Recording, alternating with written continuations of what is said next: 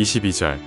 그들이 마음을 즐겁게 할 때에 그 성읍의 불량배들이 그 집을 에워싸고 문을 두들기며 집 주인 노인에게 말하여 이르되 내 집에 들어온 사람을 끌어내라. 우리가 그와 관계하리라 하니. 29절. 그 집에 이르러서는 칼을 가지고 자기 첩의 시체를 거두어 그 마디를 찍어 12덩이에 나누고 그것을 이스라엘 사방에 두루 보냈매. 오늘 이 시간 우리가 사사기 19장을 통하여서 함께 하나님의 말씀을 나눌 수 있기를 원합니다. 이제 우리가 사사기의 끝을 향해 나아가게 됩니다. 우리가 어제까지 이제 미가와 그리고 단지파까지의 이야기를 살펴보았고, 오늘부터는 또 다른 이제 에피소드가 시작이 됩니다. 그런데 이 이야기는 굉장히 좀 가슴 아프고, 그리고 또 너무나도 이제 죄악 가운데 타락되어져 있는 그런 모습들을 좀 볼 수 있습니다. 우리가 함께 살펴보면서 이 내용을 살펴보며 또 우리의 세상을 살펴보며 또 내 마음을 살펴볼 수 있는 그런 이 시간이 될 수 있기를 간절히 원합니다. 19장 1절은 이렇게 시작합니다. 이스라엘의 왕이 없을 그때라고 얘기합니다. 18장도 이스라엘의 왕이 없을 때라고 얘기를 했고, 19장도 동일한 표현을 쓰고 있습니다. 그만큼 하나님의 말씀 앞에 살아가지 않는 그들의 모습을 얘기를 합니다. 그런데 우리가 여기서 놓치지 말아야 될 게 한 가지 뭐가 있냐면, 이스라엘의 왕이 없을 그때라고 해서 그들이 우리로 치면은 예배를 안 드리거나 신앙생활을 하지 않은 것이 아닙니다. 그들 마음 가운데 하나님이 없다는 것입니다. 행위는 있습니다. 그러나 마음에 하나님이 없는 상태라는 것을 우리가 생각하며 나아가기를 바랍니다. 그때 이제 에브라임 산지 구석에 거류하는 어떤 레위 사람이 있습니다. 레위 사람은 제사장의 이제 그런 지파고요. 그리고 레위 사람은 그 사람들의 어떤 영적 지도자 쪽에 속해져 있는 그런 사람인 거죠. 그래서 에브라임 산지 구석에 거류하는 어떤 레위 사람이 유다 베들레헴에서 첩을 맞이했다라고 얘기를 합니다. 그 첩을 맞이했는데 그 청읍이 행음하고 남편을 떠나 유다 베들레헴 그의 아버지의 집에 돌아가서 넉 달을 지냈다라고 얘기를 합니다. 그러니까 첩을 맞이했는데 그 첩이 바람을 핀 거죠.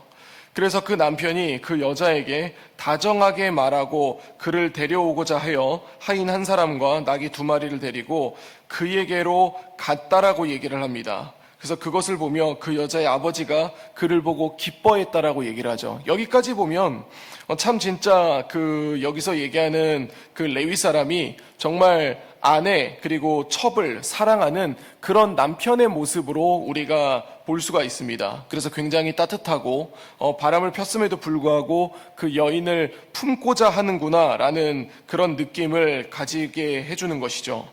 그런데 4절을 보면은 그의 장인인 그 여자의 아버지가 그를 머물게 합니다.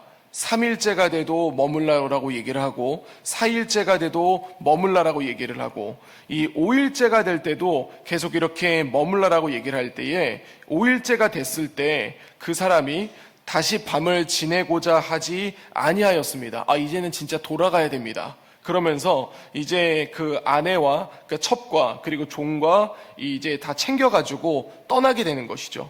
그런데 우리가 이제 본 것처럼 밤을 지내고자 하지 아니하였다라는 것은 날이 곧 어두웠다라는 것을 의미합니다. 그래서 이 사람이 집으로 이제 돌아가는 그 길에 어디선가 하루를 묵었어야 했습니다.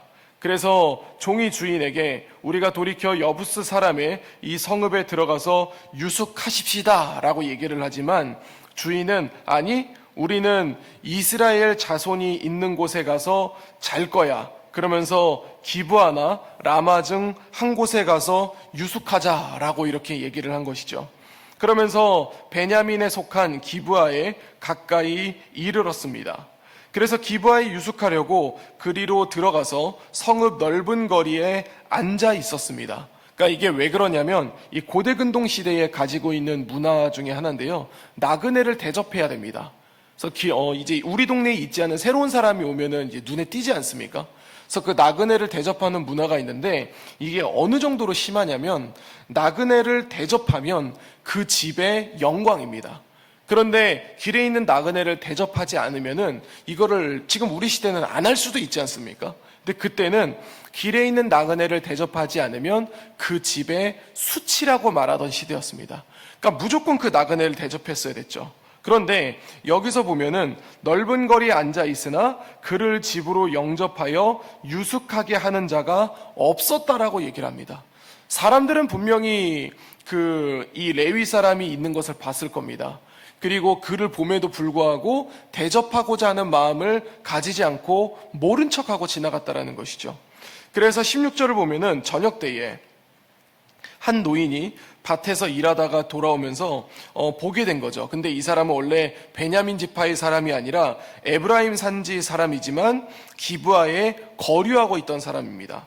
그래서 그 노인이 그 나그네를 보면서, 레위 사람을 보면서 그대는 어디로 가며 어디서 왔느냐라고 얘기를 하죠. 그래서 레위 사람은 우리는 유다 베들레헴에서 에브라임 산지 구석으로 가는 길인데 근데 내가 지금 여기서 좀 하루 자려고 하는데 나를 영접하는 자가 없다라고 얘기를 합니다. 그래서 그 노인은 우리 집 괜찮다. 우리 집 모든 게 좀 풍족하니까 안심하고 우리 집에 와서 자라고 그렇게 얘기를 하게 됩니다. 여기까지 굉장히 평화롭습니다. 근데 22절부터 보면은요. 그들이 마음을 즐겁게 할 때에 그 성읍의 불량배들이 그 집을 에워싸고 문을 두들기며 집주인 노인에게 말하여 이르되 내 집에 들어온 사람을 끌어내라 우리가 그와 관계하리라 라고 얘기를 합니다. 그러니까 그 성읍에 이제 불량배들이 와서 레위 사람과 이제 그 동성적인 그런 이제 성적인 관계를 하겠다라고 지금 얘기를 하는 거죠. 그래서 당장 끌어내라고 그렇게 얘기를 하고 있습니다. 그러면서 23절에 집주인 그 사람이 그들에게로 와서 아니라 내 형제들아 청하노니 이 같은 악행을 저지르지 말라. 이 사람이 내 집에 들어왔으니 이런 망령된 일을 행하지 말라라고 얘기를 합니다. 그러면서 24절에 보라 여기 내 처녀딸과 이 사람의 첩이 있은즉 내가 그들을 끌어내리니 너희가 그들을 욕보이던지 너희 눈에 좋은 대로 행하되 오직 이 사람에게는 이런 망령된 일을 행하지 말라라고 이렇게 얘기를 하고 있는 것이죠. 우리가 이 부분은 사실 어디서 볼 수 있냐면 성경에서 이 사사기를 제외하고 또 타락된 부분들이 나온 부분이 있습니다. 어디냐면 창세기 19장이죠. 그래서 롯이 있었던 소돔과 고모라 사건에서도 이와 같은 사건이 발생했었습니다. 그래서 이제 이 집주인은 그때와 반응이 똑같습니다. 나에게 있는 여인과 이 사람에게 있는 여인을 내줄 테니 너희가 그들을 마음대로 하되 내 손님을 건드리지 말라. 이게 이제 고대 근동이 가지고 있었던 문화였거든요. 나그네를 소중히 여기는. 근데 안타깝게도 그 당시의 여인들은 어떤 인권이나 이런 부분들이 자리 잡혀 있지 않기 때문에 쉽게 내주는 그런 이제 상황이기도 했습니다. 그래서 이제 망령된 일을 행하지 말라라고 하지만 25절을 보면은 무리가 듣지 아니하므로 그 사람의 자기 첩을 붙잡아 그래서 이제 그 레위 사람의 그 첩 있지 않습니까? 그 사람을 데리고 가서 그 여자와 관계하였고 밤새도록 그 여자를 능욕하다가 새벽 미명에 놓았다라고 얘기합니다. 그래서 26절에 동틀 때에 여인이 자기 주인이 있는 그 사람의 집 문에 이르러 엎드려져 밟기까지 거기 엎드려져 있더라라고 얘기를 합니다. 그러니까 그 여인은 소위 말해 강간을 당하였고 새벽 미명까지 있다가 놓여져서 이제 그 집주인이 있는 그곳까지 왔지만 그 앞에서 쓰러졌던 것이죠. 27절에 보면은 그의 주인이 일찍이 일어나 집 문을 열고 떠나고자 했는데 여기가 참 진짜 우리가 봐야 될 부분이 뭐냐면 이 레위 사람은 자기 첩을 데리고 가려고 이 장인의 집까지 쫓아갔던 사람입니다. 그런데 지금 장인의 집에 갔다가 자기 집으로 돌아오는 길에 이제 기브아라는 곳에서 하루 이제 유숙했지 않습니까? 그런데 불량배들이 찾아왔고 그 불량배들은 자신이 데리고 왔던 첩을 데리고 나갔습니다.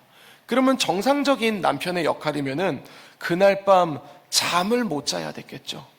그런데 이 27절을 보면은 일찍이 일어났다라고 얘기하는 것은 잘 잤다라는 얘기입니다. 잘 자고 일어나서 집 문을 열고 떠나고자 했다라는 것은 그 첩을 찾으려고 한 게 아니라 아유 난 살았으니까 빨리 집에 가야 되겠다. 이런 마음을 가졌던 거예요. 그래서 떠나려고 했는데 그 여인이 집 문에 엎드려져 있고 그의 두 손이 문지방에 있는 것을 봤다라는 것이죠. 그러니까 그 여인은 이 쫓아와가지고 그 들어오려고 문을 열려고 했지만 그 앞에 엎드려져 죽었다라는 것을 얘기합니다. 이 레위 사람이 그것을 보고 뭐라고 얘기냐면 일어나라, 우리가 떠나가자 라고 했는데 아무 대답이 없다라고 얘기했거든요. 죽은 거예요. 그러면서 그의 시체를 나귀 위에 지고 자기 곳으로 돌아갔다라고 얘기합니다. 그리고는 29절에 그 집에 이르러서는 칼을 가지고 자기 첩의 시체를 12덩이로 쪼갰다라고 얘기를 합니다.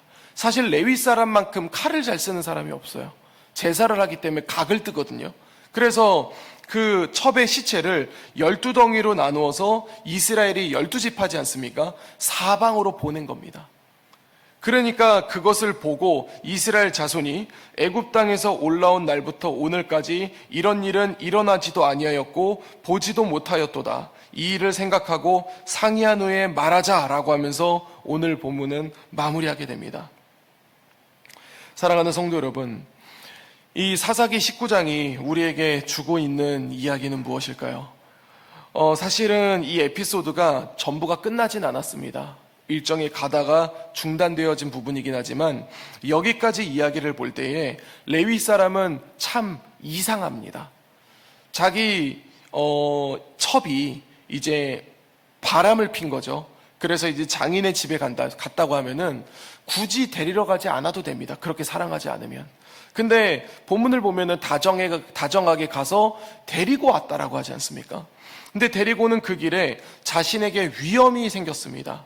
불량배들이 자기를 끌어내려고 했었던 것이죠.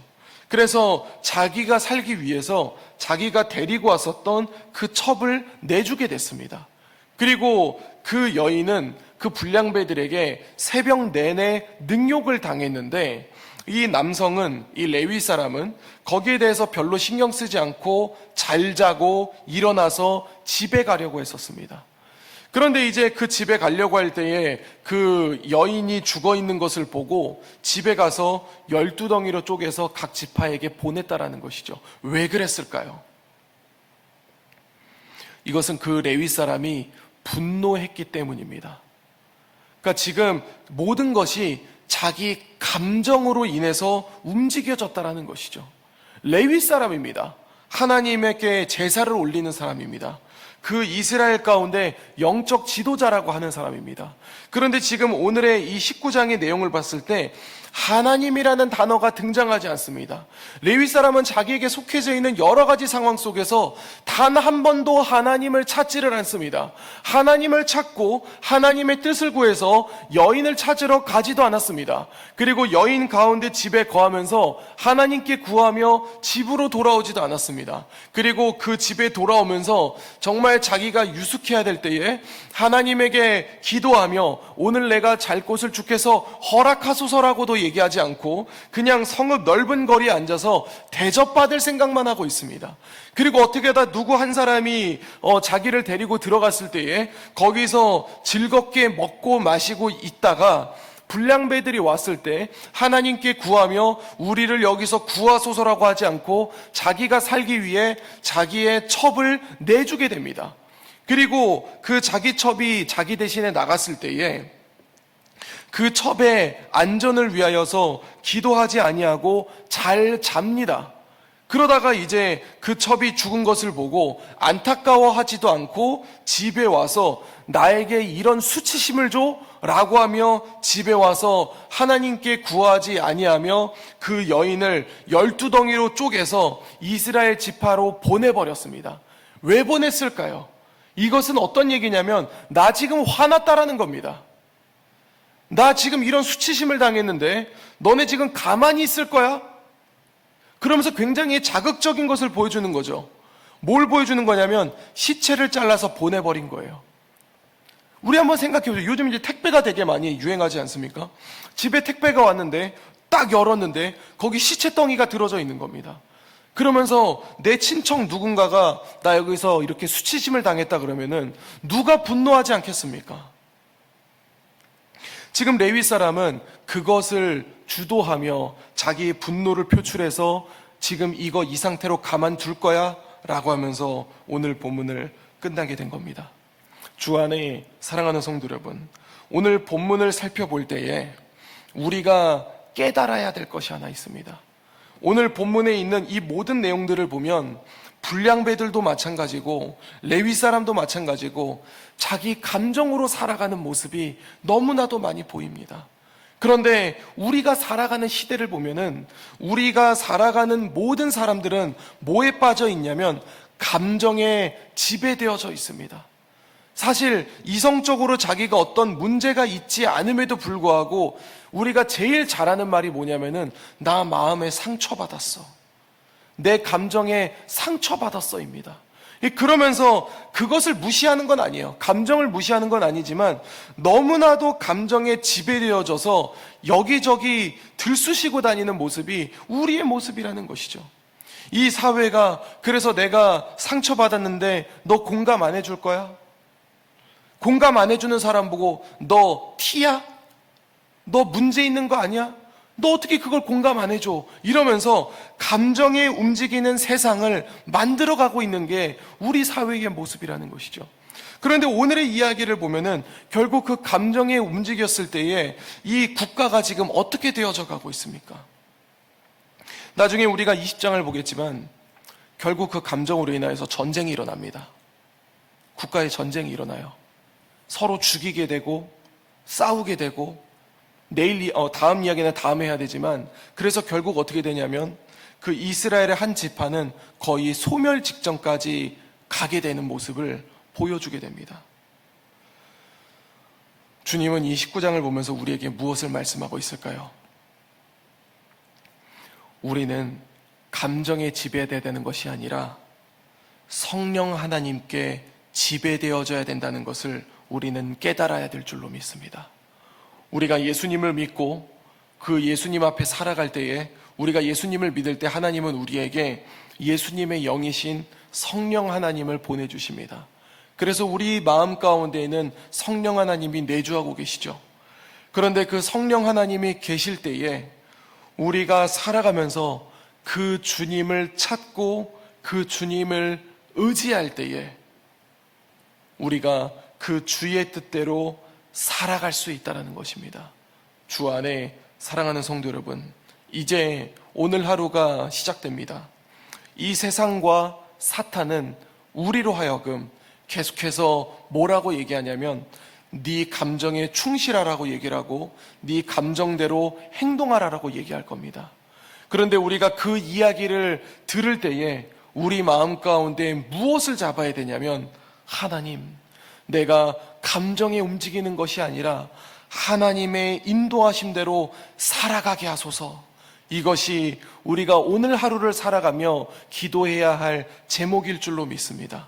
오늘 하루를 살아가며 그 하나님 말씀을 의지하며 나아갈 수 있는, 하나님의 음성에 귀를 기울일 수 있는 우리 재건부평교회 모든 성도님들이 될 수 있기를 우리 주 예수 그리스도 이름으로 간절히 축원드립니다. 기도하겠습니다. 이제 오늘 받은 말씀으로 함께 기도하겠습니다. 감정을 다스리지 못했던 레위인의 결과가 얼마나 끔찍한지 발견하게 하여 주옵소서. 감정대로 살아가라는 세상의 소리에서 벗어나 하나님 안에서 감당할 수 있는 우리 자신이 되게 하소서.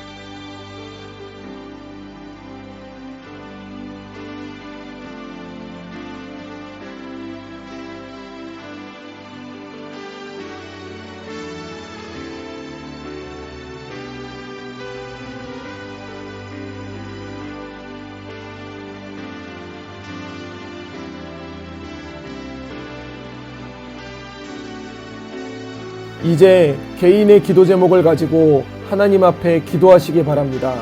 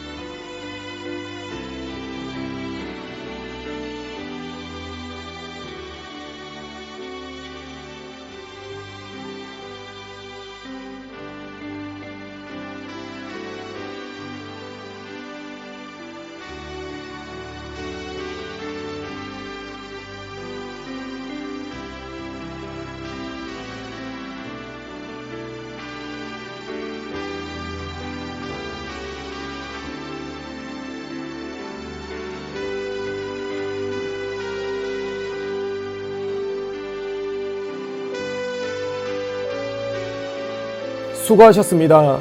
오늘도 하나님의 인도하심 가운데 승리의 하루를 보내시는 우리 재건부평교회 모든 성도님들이 되시기를 주님의 이름으로 축복합니다.